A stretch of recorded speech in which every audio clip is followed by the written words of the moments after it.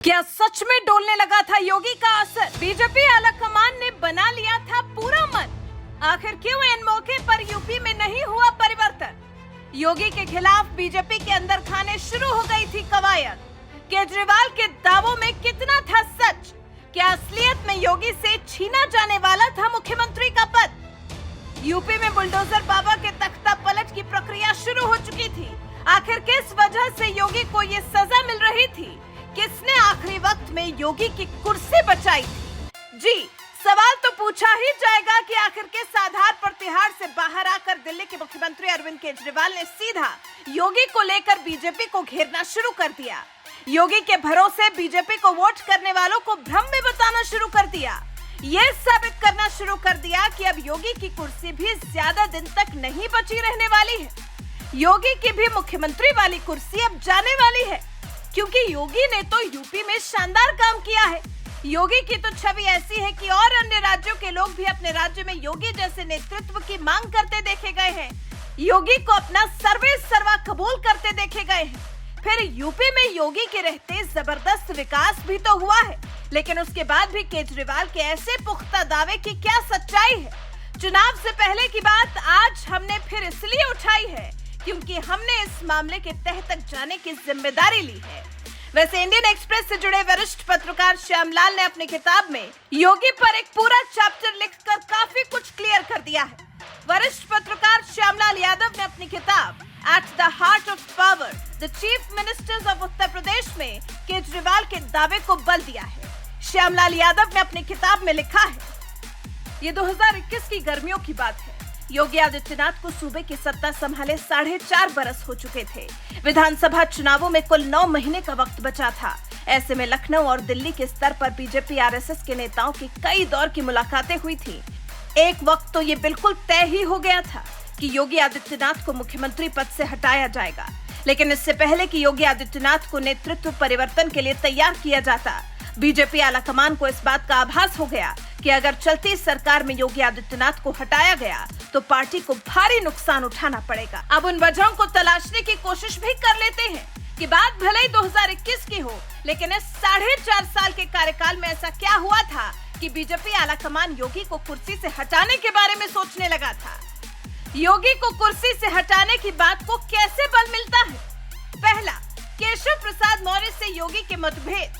2022 के विधानसभा चुनाव से पहले उस दौर के उप मुख्यमंत्री केशव प्रसाद मौर्य से योगी की अनबन की कुछ ज्यादा ही चर्चा होने लगी थी। हालांकि जब इस मामले में आरएसएस के नेताओं ने दखल दिया तो 22 जून 2021 को योगी आदित्यनाथ अचानक से केशव प्रसाद मौर्य से मिलने पहुंच गए थे, जिसे दोनों के बीच के रिश्ते को सुधारने के रूप में देखा गया था। दूसरा, ब्यूरोक्रेसी का दबदबा। ऐसा कहा जाता है कि बीजेपी की सरकारें जब जब सत्ता में आती हैं तो पार्टी के जमीनी कार्यकर्ताओं की एक आम शिकायत रहती है कि ब्यूरोक्रेसी का दबदबा बढ़ जाता है और राजनीतिक कार्यकर्ताओं समेत चुने हुए प्रतिनिधियों का महत्व कम हो जाता है। यही योगी की सरकार में भी हुआ और योगी की कुर्सी डगमगाने के दावे को बल देता दिखाई दिया।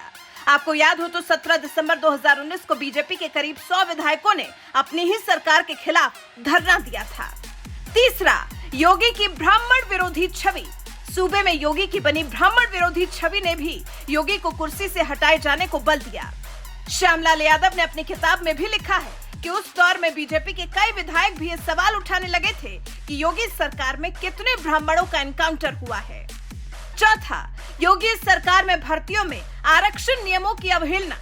श्यामलाल यादव ने अपनी किताब में फरवरी 2022 में छपी अपनी रिपोर्ट्स का हवाला देते हुए लिखा है कि युवाओं में पेपर लीक और भर्तियों में हो रही देरी को लेकर भी काफी गुस्सा था और 27 फरवरी 2023 को योगी आदित्यनाथ ने उत्तर प्रदेश के दूसरे मुख्यमंत्री डॉक्टर संपूर्णानंद का एक कार्यकाल में लगातार मुख्यमंत्री रहने का रिकॉर्ड तोड़ दिया। 30 मार्च 2024 को योगी आदित्यनाथ ने मायावती के सबसे लंबे समय तक सीएम रहने के रिकॉर्ड को भी तोड़ दिया, जिसका असर ये हुआ कि बीजेपी ने 2022 का यूपी का विधानसभा चुनाव भी योगी के चेहरे पर लड़ा और भारी बहुमत से जीत हासिल की। 2022 के विधानसभा चुनाव में बीजेपी ने 403 विधानसभा वाले यूपी में 255 सीटों के साथ सत्ता को जीत लिया। वहीं अब जब फिर एक बार योगी को कुर्सी से हटाने की चर्चा दिल्ली के मुख्यमंत्री अरविंद केजरीवाल ने छेड़ी, उसके बाद भी बीजेपी के नेताओं की तरफ से ये संदेश दिया गया कि ऐसा कुछ नहीं होने वाला है और जब एनडीए ने तीसरी बार बहुमत जीता और नरेंद्र मोदी को लगातार तीसरी बार सर्वसम्मति से बीजेपी संसदीय दल, एनडीए संसदीय दल और लोकसभा का नेता चुन लिया गया, तो सीएम योगी ने गुलदस्ते के साथ पीएम मोदी को जीत की बधाई दी, जिस पर पीएम मोदी ने भी योगी की पीठ थपथपा दी। लोकसभा नतीजों के बाद ये पहला अवसर था जब सीएम योगी और पीएम मोदी की मुलाकात हो रही थी।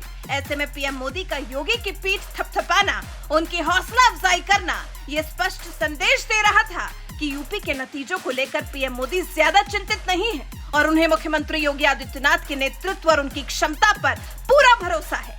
वैसे आपका योगी की काबिलियत पर क्या कहना है? आपको क्या लगता है, क्या योगी को यूपी की सत्ता से हटाया जा सकता है? अपनी राय हमें कमेंट कर जरूर बताएं। साथ ही हमारे चैनल को सब्सक्राइब कर बेल आइकन दबाना बिल्कुल ना भूलें।